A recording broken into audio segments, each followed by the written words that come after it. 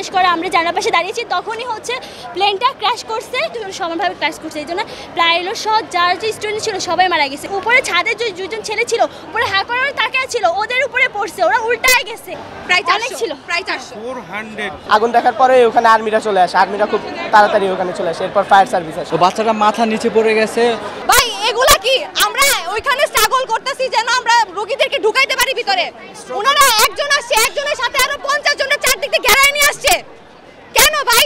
উনি না আসলে কি উনি দুটো ভোট বেশি পাবে? ওনার ভোটের চেয়ে কি দুইটা জীবনের দাম বেশি না?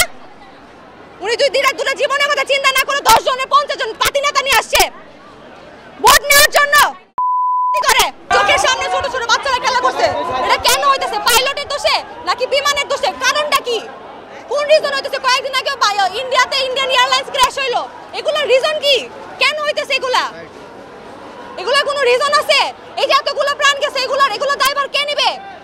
কলেজ নেবে নাকি সরকার নেবে নাকি বিমান বাহিনী নেবে?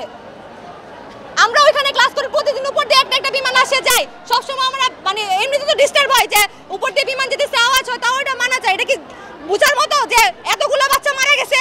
তখন আমাদের কলেজ ছুটিও হয়েছিল, তখন হচ্ছে হ্যাঁ 1টা বাজে, তখন আমরা আমাদের যার কোচিং ছিল, কোচিং শেষ করে আমরা জানার পাশে দাঁড়িয়েছি, তখনই হচ্ছে প্লেনটা ক্র্যাশ করছে।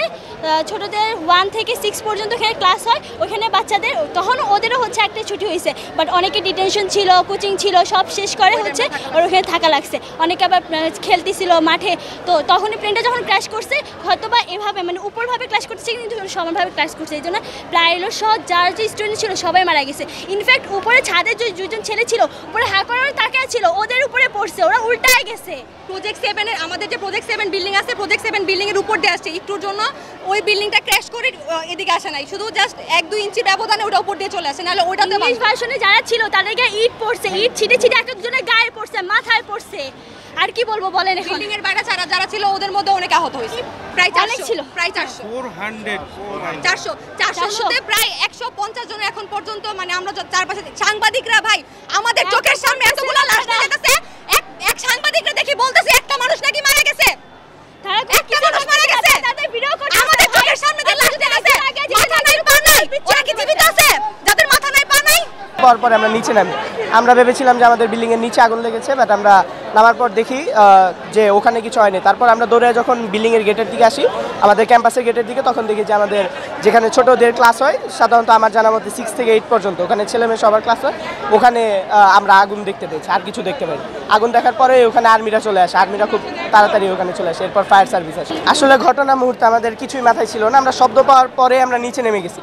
নিচে নামার পরে যখন আমরা কিছু দেখিনি, আমরা কি হয়েছে এটা দেখার জন্য সামনে আসি। সামনে আসার পর দেখি যে আমাদের যে বিল্ডিংটার ওখানে প্লেনের ক্র্যাশটা হয়েছে আসলে, ওখানে আমরা দেখি যে আগুন দেখার পরে আমরা তাকাতেই দেখি যে আর্মি চলে আসছে।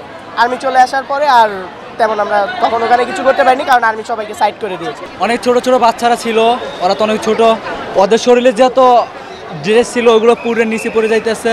আর যখন একটা ফাইটার ওই যুদ্ধ বিমানটা যখন ওখানে যে পড়ছে, তখন একটা বাচ্চা ছিল মনে হয়, ওই বাচ্চাটা মাথা নিচে পড়ে গেছে। আমি দেখে তো পরে পারি নাই, পরে অনেক মা বাবা তারা তো সহ্য করতে পারতেছে না, আর অনেক বাচ্চারা পরে মনে হয় মারা গেছে গার্জিয়ান। বাচ্চা অনেকেরই আপনার বান হয়ে গেছে পুরো শরীর, একদম পা থেকে মাথা পর্যন্ত। একজনের দেখলাম যে আপনার চোখের মণি কিচ্ছু নাই, সব কিছু মানে পুড়ে গেছে।